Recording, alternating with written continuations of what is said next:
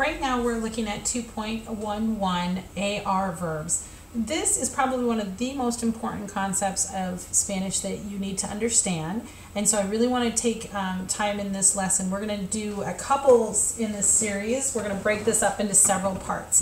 The first thing we want to talk about are what are AR verbs. So all verbs, when you learn them, are going to either end in AR, ER, or IR, okay?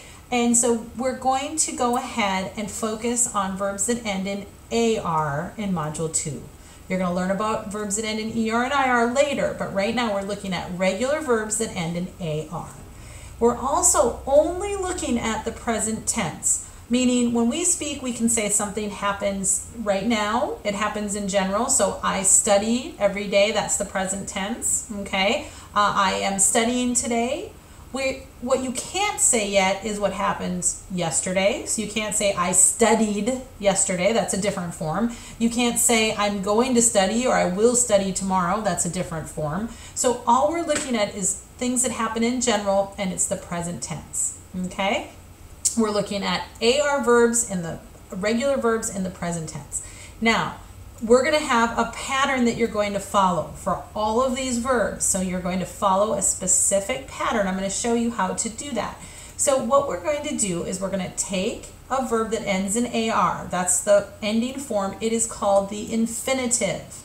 It's important for you to know that. So when you learn a new verb like hablar, H-A-B-L-A-R, that is the infinitive. Okay, so we're going to change that from meaning to something. So the infinitive means to talk, for example, and we're going to change it. What they call it here is called a people form. Okay, so we're going to change it from the infinitive to who is actually using that verb or doing that activity, and that is called conjugating. So we're changing that verb from the infinitive that ends in AR to indicate who is doing the action of that verb. So instead of saying I too talk Spanish, we're going to say I talk Spanish, okay? Or instead of saying she talks a lot, we're going to say she too talk a lot, we're going to say she talks a lot, etc. Okay? So we're going to take off the AR and we're going to add different endings. Now notice here it says look at the following table, and for my screen there's nothing there. Okay, so this is where you always want to be careful. The table is down below here, so just kind of keep going down. We're going to get to that in a minute. Right now we're just talking about the concept of conjugating verbs. So the other thing is all you're going to do is that you're going to say someone does an activity or they don't do an activity. So you can also say she doesn't talk. The only thing you have to remember is to put a couple no's in there. So if someone asks you a question, sometimes you're going to say no twice. First, you're going to answer it.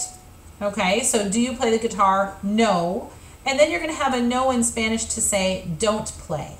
Okay, so what we're going to do, so here, let's see here, this for example, tocas la guitarra, do you play the guitar?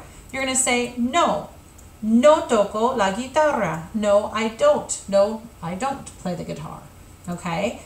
Do you like apples? ¿Te gustan las manzanas? No, no me gustan las manzanas. Okay? So that's how you make things, verbs, negative.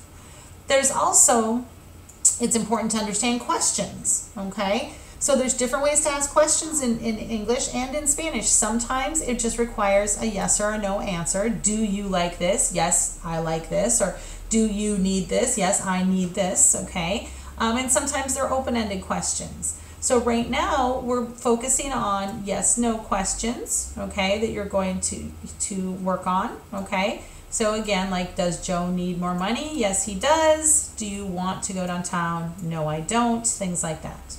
Okay, you've already hopefully noticed throughout this course, you know, they've got upside down question marks. Okay, is what you're going to do to make something a question, to say does or do.